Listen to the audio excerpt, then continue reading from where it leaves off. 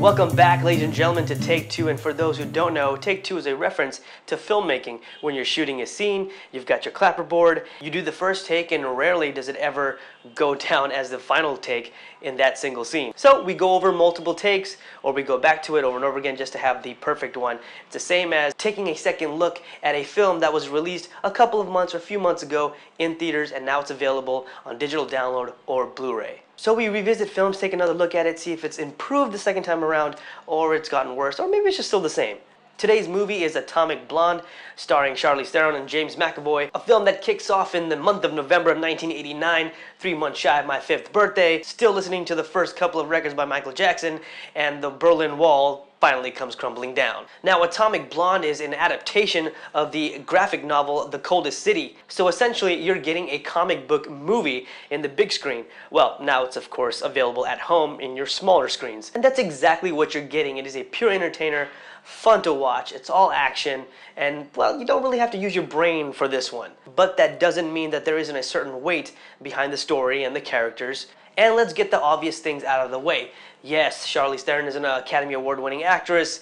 She can be beautiful, she can be sexy, she can be powerful, strong, menacing. Ooh, creepy monster, remember that one? But this, ladies and gentlemen, is the most baddest version, and I mean badassest and badass, is there a term for it? I don't know, the most badass version of Charlize Theron you will ever see in cinematic history. Yes, even more badass than Mad Max Fury Road. There is of course the unavoidable comparisons to Keanu Reeves' John Wick. There are plenty of similarities, but then there are plenty of differences as well. And to be honest with you, if you're talking about those two different worlds, John Wick's world is a little bit more mysterious and more alluring than this, because this is revolving around a real life incident in history. So in other words, you might be more eager to see a John Wick sequel rather than an Atomic Blonde sequel. This isn't just action, and for the folks who watch the movies here in Bangladesh, obviously there were some deleted scenes that you will be able to see now, and for, you know, rightfully so. You got censorships and can't show any nudity or, you know, other stuff. Oh yes, let's not show nudity or sex scenes, but let's show gratuitous violence. Now, for those who don't know,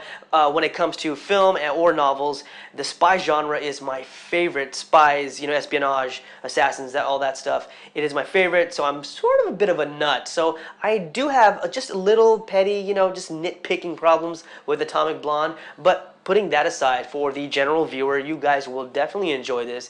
It is again, like I've mentioned before, it's a pure entertainer. And one of my nitpicks, of course, was some of the close quarter combats is a little too modernized for somewhere that you might have, you know, experienced or have seen in the late 80s, early 90s. We just didn't have that kind of how do you say, je ne sais quoi, that style of fighting and approaching, you know, domestic type of violence between two assassins. And I also wish that James McAvoy and Sofia Boutella were used a little bit more. They weren't wasted, but I could have had more of them.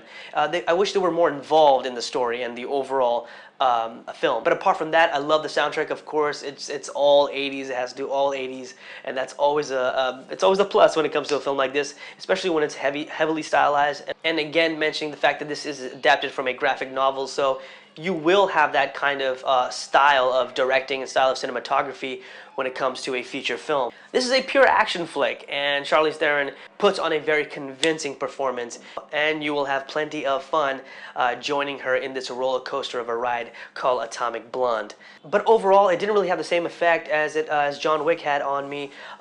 Even though the sequel of John Wick wasn't that great, it obviously wasn't as great as the first one. The first one just took everyone by surprise, and it was a damn good film. Atomic Blonde, it really doesn't rank as high as John Wick. Although if they did come out with a sequel for Atomic Blonde, I'd watch it, because again, it's just one of those, you know, established actors, a little later in their years, and they're making these kick-ass assassins, revenge story type of films, and we can't get enough of it. So yay for Atomic Blonde, yay for Charlize Theron. Thank you. Well, there you have it, ladies and gentlemen. That's my second take on Atomic Blonde.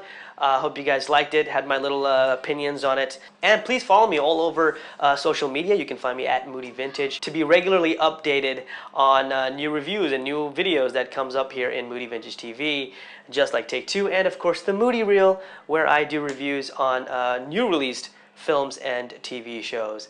Until next time, guys, have a great time at the movies, or at home watching movies and shows.